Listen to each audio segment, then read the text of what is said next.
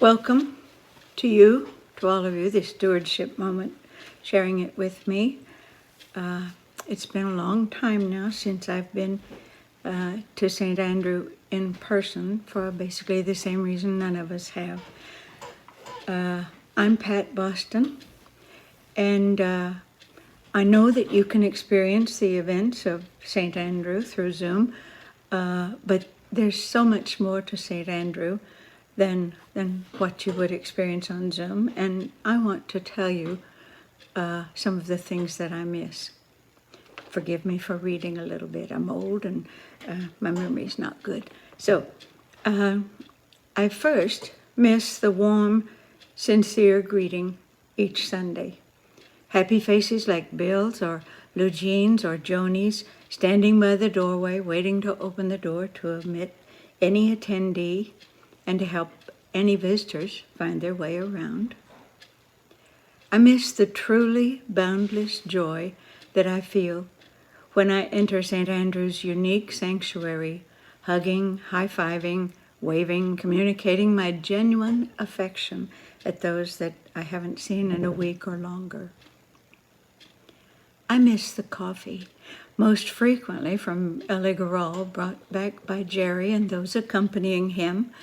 Good, strong, freshly ground beans with a taste that puts to shame anything the more famous and expensive coffee houses can provide.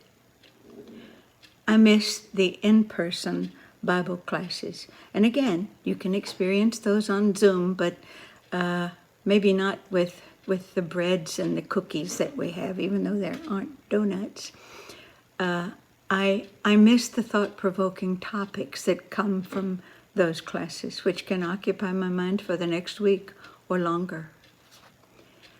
I miss the continuous excitement of something new that's happened at the church, like the new minister and his family, or a banner change, or a redo of the roof to keep the church building from being a good candidate for Noah's Ark.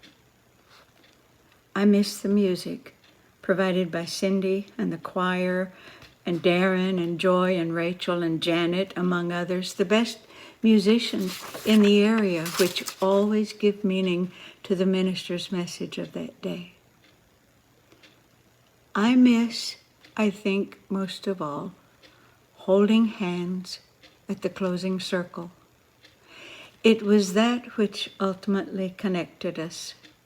Large hands, small hands, old gnarled fingers, soft, young, manicured hands, warm, moist hands, cold, stiff hands, old hands scarred from the labors with wood or concrete, or bent from the pencil's calluses or arthritis. Familiar hands of loved ones, strangers' hands that don't know how to hold another's hands, tentative in their grasp, yet seeking to join the circle. Then, of course, I miss open communion, which gives me food and drink, representing a meal with Christ, which keeps me fed throughout the week. You get the idea. A steward is known as one who cares for something, and St. Andrew is so complete with giving, caring stewards. I am fairly certain we are all counting the days, weeks, maybe months, until we can all be stewards in person. God willing, it will be soon.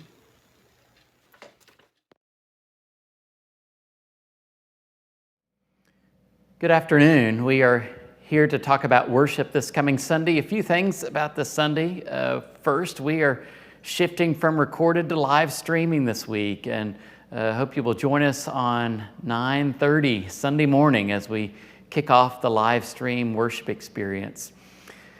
We have been for the last 3 weeks delving into parables of Jesus. I've entitled the series The Pesky Parables, and tried to take a different look or a different angle of how these parables apply to our life of faith. I've given parables kind of their own unique names. This week we're looking in Luke chapter 18. It's traditionally called the parable of the Pharisee and the tax collector. I'm calling the parable of intent. I think one of the things that Jesus does in this passage is he tries to break down traditional stereotypes. He tries to put up against us a Pharisee and a tax collector, people that would seem on the opposite ends of the spectrum in terms of those that are, how they are considered or viewed in the world. And yet he takes this parable and uses a metaphor of prayer for how we think about our relationship with God. So I hope we will look at the parable differently this week as we look at the stories that Jesus told. He told stories to tweak, to adjust, to really make us think differently about how we think about the world. How easy it is to look at a parable and say to ourselves, well, that's me. And we try to position ourselves. Typically, when we look at a passage of Scripture, we like to put ourselves in the best light. We want to identify with the character in the passage that we think we're most like or most want to be like. And sometimes it's better to step back and look at the parable from a various perspective and a different perspective than where we like to put ourselves in the story. And so maybe as we look at this parable of intent is where we find ourselves in this parable. And depending on where we find ourselves in the parable might change how we interpret what that text means for us in terms of being a follower of Christ, as being a part of one of God's beloved.